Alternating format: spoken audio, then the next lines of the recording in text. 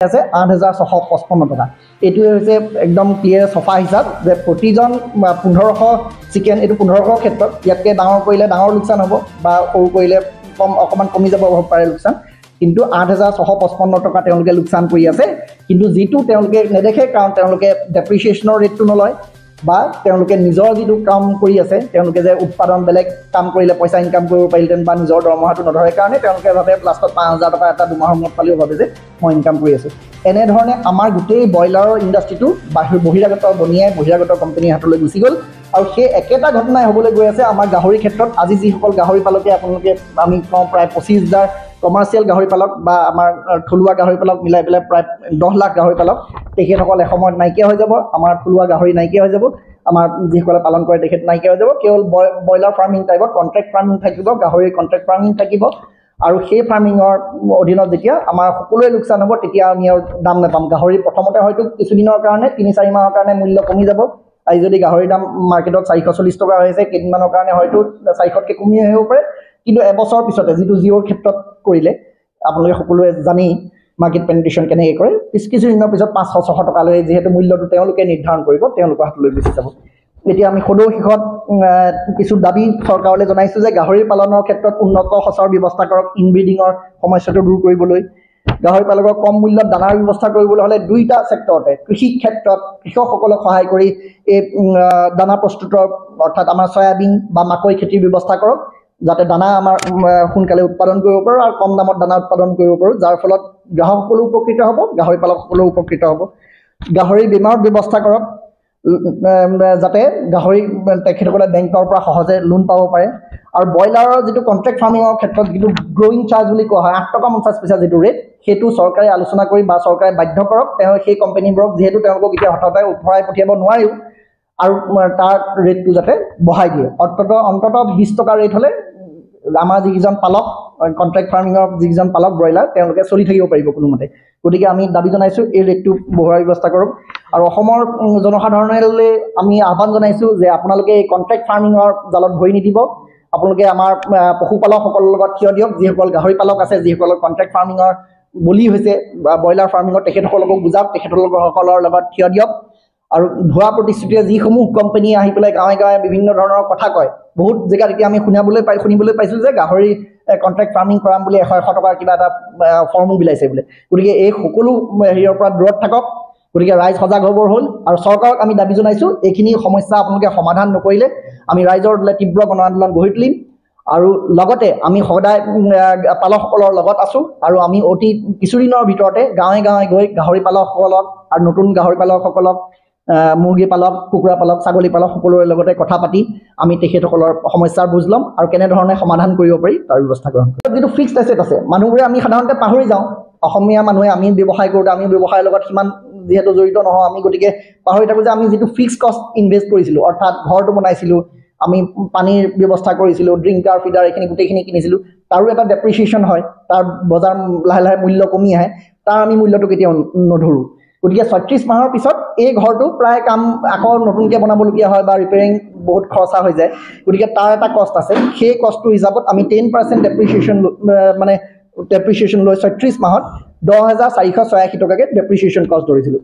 তেতিয়া আমাৰ যিটো প্ৰতিমাহে কষ্ট আহে, প্ৰতিমাহে যিটো কষ্ট আহিব, আপোনালোকে ইয়াত দেখা পাব ৩২,৭৬১ টকা কষ্ট আহিছে এজন খেতিয়কে যেতিয়া, অৰ্থাৎ এজন মুৰ্গী পালকে যেতিয়া ১৫০০ চিকেন পোৱালি, ব্ৰইলাৰ পোৱালি কৰিছে, তেওঁলোকৰ টোটেল খৰচ আহিছে ৩২,৭৬১ টকা।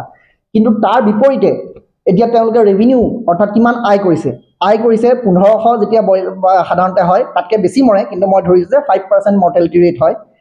৭৫টা মৰি গ'ল, ৭৫টো তেওঁলোকে একো নাপালে, ৭৫টা মৰি গ'ল, থাকিলে ১৪২৫টা। ১৪২৫টাত তেওঁলোকে কয় যে 2 কেজি মিনিমাম ৱেইট হ'বই লাগিব। যদি আপোনাৰ 1 কেজি 900 গ্ৰামো হয়, তেওঁলোকে কোনো টকা পইচা নিদিয়ে, একেবাৰে দামটো হয় কমাই দিব, নহ'লে নিদিয়ে। মানে 1 কেজি 900 গ্ৰাম হ'লেও নিদিয়ে। আৰু তেওঁলোকে কয় যে দানা আমি দিছোঁ, মেডিচিন আমি দিছোঁ, কিন্তু তেওঁলোকে যে দানাটোৰ যে কোৱালিটি আছে, সেইটো কেনেকৈ সম্ভৱ? আমি কেনেকৈ জানো? কোনোটো তেওঁলোকে পৰীক্ষা কৰি দিয়া নাই যে তেওঁলোকৰ যিহেতু নিজৰে দানা, তেওঁলোকৰ নিজৰ কোম্পানীৰ দানা, তেওঁলোকেতো নকয় যে এইটো ষ্টেণ্ডাৰ্ড মেইনটেইন কৰিছে, তাৰ কোনো পৰীক্ষা কৰা নহয়।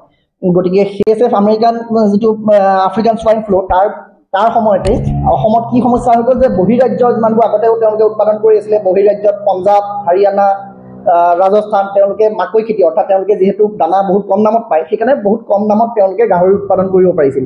আৰু অসমলৈ সৰবৰাহটো বাঢ়ি গ'ল যেতিয়া আমেৰিকান সোৱাইন ফ্লুত আমাৰ বহুতবোৰ গাহৰি পালকৰ খেতি নষ্ট হ'ল, গাহৰি বহুতবোৰ আমাৰ মৃত্যু হ'ল, বাহিৰৰ পৰা গাহৰি আহিবলৈ ধৰিলে, বৈধ অবৈধভাৱে গাহৰি আহিবলৈ ধৰিলে। আৰু এই বৈধ অবৈধ এটা চিণ্ডিকেট গঢ়ি উঠিল।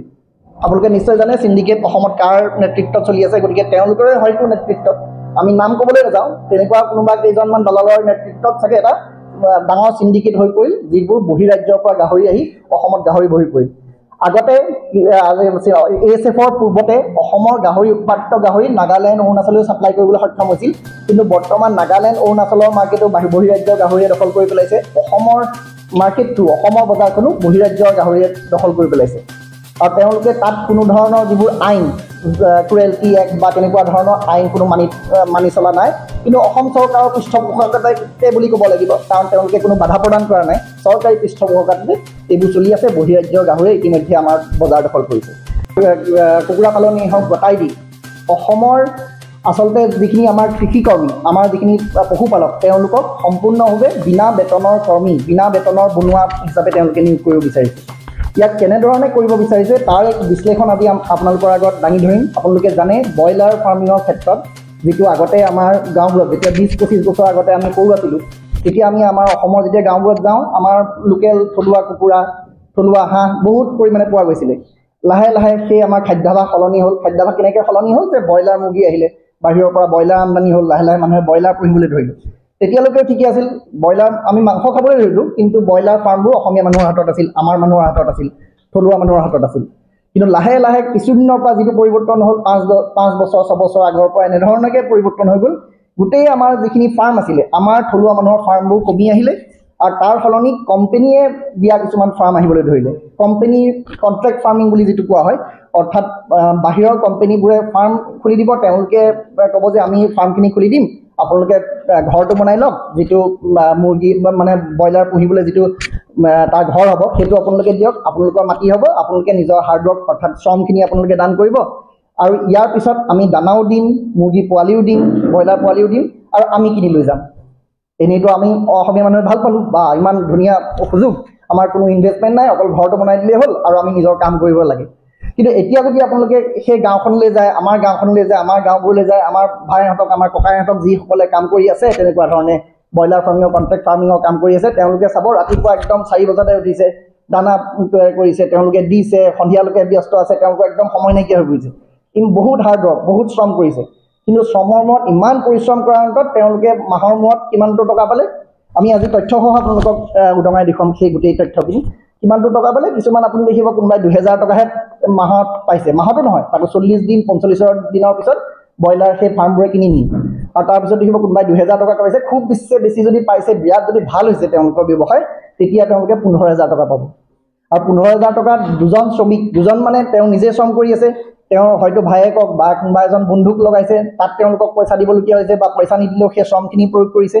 ইমানখিনি কৰাৰ পিছত তাৰ ইলেক্ট্ৰিচিটি বিল তেওঁলোকে দিবলগীয়া হৈছে, তাৰপিছত পানী যদি তেওঁলোকে যোগান কৰি দিছে, পানী যোগানৰ বেলেগকৈ বিল নহয় বাৰু, ইলেক্ট্ৰিচিটিতে সাঙুৰি ল'ব, গতিকে পানী তেওঁলোকে ব্যৱস্থা কৰি দিলে, তাৰ খৰচ আছে। গোটেইখিনি খৰচ মিলাই শেষত তেওঁলোকে ইয়াত লোকচানৰ সন্মুখীন হ'বলগীয়া হৈছে। দাঙি ধৰিম তাৰ আগতে এতিয়া গাহৰি পালকৰ অলপ কথা আমি ক'বলৈ ওলাইছোঁ। অসমত যিটো উত্তৰ পূৰ্বাঞ্চলত গাহৰি যিটো ব্যৱসায়, ইতিমধ্যে আপোনালোকে গম পাইছে, প্ৰায় 10,000 কোটি টকাৰ ব্যৱসায় সমগ্ৰ উত্তৰ পূৰ্বাঞ্চলত।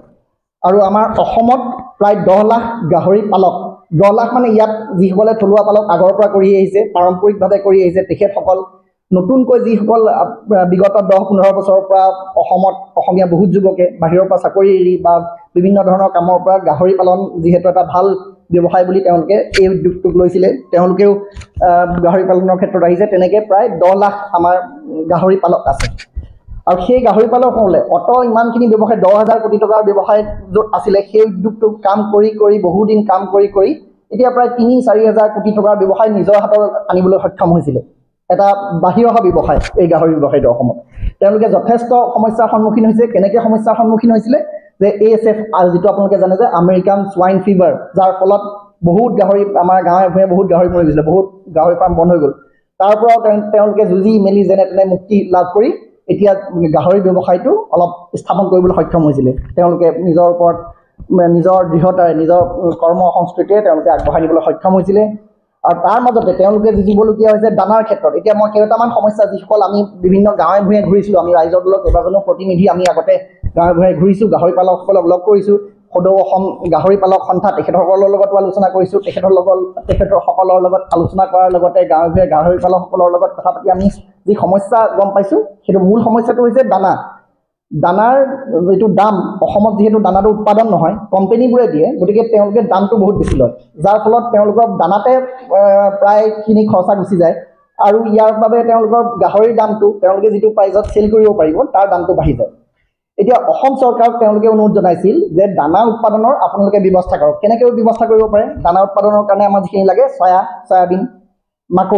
সয়াবিন আৰু মাকৈ খেতি আমাৰ অসমত কৰিব পৰা জেগা অসমত যদি আমি কিছু কৃষকক তেওঁলোকে চৰকাৰী উদ্যোগত বা চৰকাৰী প্ৰচেষ্টাত কিছু কৃষকক কিছু কৃষিজীৱী মানুহক বা কৃষি উদ্যোগীক আমি দায়িত্ব দিওঁ যে আপোনালোকে অকণমান কিছু ব্যৱস্থা কৰক এই চয়া আৰু মাকৈ খেতিৰ ব্যৱস্থা কৰক তেতিয়া হয়তো এই উদ্যোগটো গ্ৰ'থ কৰি উঠিলেহেঁতেন এই উদ্যোগটো বাঢ়ি আহিলেহেঁতেন অৰ্থাৎ আমাৰ কৃষকসকলো উপকৃত হ'লহেঁতেন কৃষকসকলৰ উপকৃত হোৱাৰ পিছত তাৰ পৰা দানাৰ উৎপাদন কৰি আমি সেই দানাখিনি যদি এই গাহৰি পালকসকলক ব্যৱস্থা কৰি দিলোহেঁতেন তেতিয়া এটা ভাৰ্টিকেল ইণ্টিগ্ৰেশ্যন অসমত সম্ভৱ হ'লহেঁতেন কৃষি ক্ষেত্ৰত অৰ্থাৎ গাহৰি পালনৰ ক্ষেত্ৰত ভাৰ্টিকেল ইণ্টিগ্ৰেশ্যন সম্ভৱ হ'লহেঁতেন যাৰ ফলত ইয়াৰ উৎপাদন মূল্য অতি কম হৈ পৰিলেহেঁতেন কিন্তু সেই ব্যৱস্থা চৰকাৰে কোনোদিনে নকৰিলে বিভিন্ন তেখেতসকলৰ লগতো আলোচনা হৈছিলে তেওঁলোকেও দাবী জনাই আহিছিলে বা সৰু সৰু আমাৰ পালকসকলেও দাবী জনাই আহে কিন্তু এই ব্যৱস্থা আজিলৈকে নহ'ল গতিকে আমি চৰকাৰক দাবী জনাম যে তেওঁলোকে প্ৰথম এটা নিশ্চিত কৰক যে কৃষকসকলক দানাৰ ব্যৱস্থা কৰি দানা উৎপাদনৰ ব্যৱস্থা কৰি দানা উৎপাদন মানে মাকৈ খেতি আৰু মাকৈ খেতিৰ ব্যৱস্থা কৰি খেতি যাতে উৎপাদন কৰিব পাৰে আৰু কম দামত দানা যাতে আমাৰ গাহৰি পালকসকলে পায় তাৰ ব্যৱস্থা কৰক সকল প্ৰথমেই মই চিনাকি কৰি দিবলৈ ওলাইছোঁ আমাৰ মাজত আছে ৰাইজৰ দলৰ কেন্দ্ৰীয় সমিতিৰ মিডিয়া পেনেলিষ্ট আমাৰ সোণেশ্বৰ পাটোৱাৰী ডাঙৰীয়া আমাৰ জাতীয় যুৱ বাহিনীৰ কাৰ্যকৰী সভাপতি সৌৰভ বৰা ডাঙৰীয়া আজি এটা বিশেষ বিষয়ৰ ওপৰত আমি অকণমান আলোকপাত কৰিবলৈ ওলাইছোঁ আগতে এই বিষয়টো লৈ আমি দুখন সংবাদমেল এখন আমাৰ সভাপতি অখিল গগৈ ডাঙৰীয়া আৰু আমাৰ সাধাৰণ সম্পাদক চিন্ময় বৰা ডাঙৰীয়াই ইতিমধ্যে প্ৰদান কৰিছিলে যোৱা 22 জানুৱাৰী তাৰিখে আপোনালোকে জানে আপোনালোকৰ জ্ঞাত যে যোৱা 22 জানুৱাৰী তাৰিখে অসমৰ মুখ্যমন্ত্ৰী হিমন্ত বিশ্ব শৰ্মা ডাঙৰীয়াই অনলাইন যোগে আৰু কৃষ্ণেন্দু পাল ডাঙৰীয়া তেখেত অসমৰ পশুপালন মন্ত্ৰী তেখেতে এখন মিটিং কৰিছিলে CP গ্ৰুপ যিটো চাৰ্ভেন পোকপেন গ্ৰুপ এডভান্টেজ আসামৰ গইনালৈ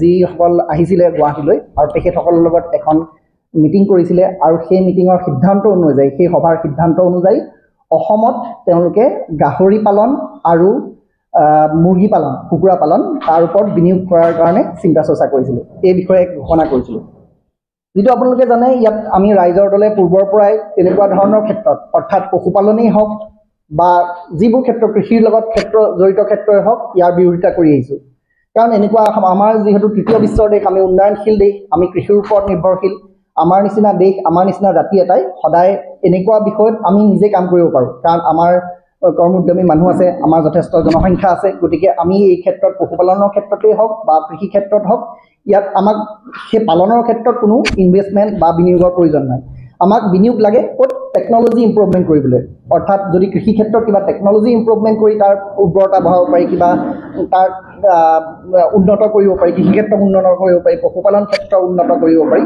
তাত আমি বিনিয়োগ বিচাৰোঁ অথবা IT চেক্টৰ টেকন'লজি চেক্টৰ এইখিনি চেক্টৰত আমি উন্নত কৰিবলৈ বিনিয়োগ বিচাৰোঁ কিন্তু যোৱা 22 জানুৱাৰী তাৰিখে যি সিদ্ধান্ত অসম চৰকাৰে ল'লে তাত আমি আশ্চৰ্য প্ৰকাশ কৰিছোঁ আৰু আমি বিচাৰিছোঁ আমি ৰাইজৰ দলে ইতিমধ্যে দাবী জনাইছোঁ যে এই সিদ্ধান্ত চৰকাৰে উঠাই লওক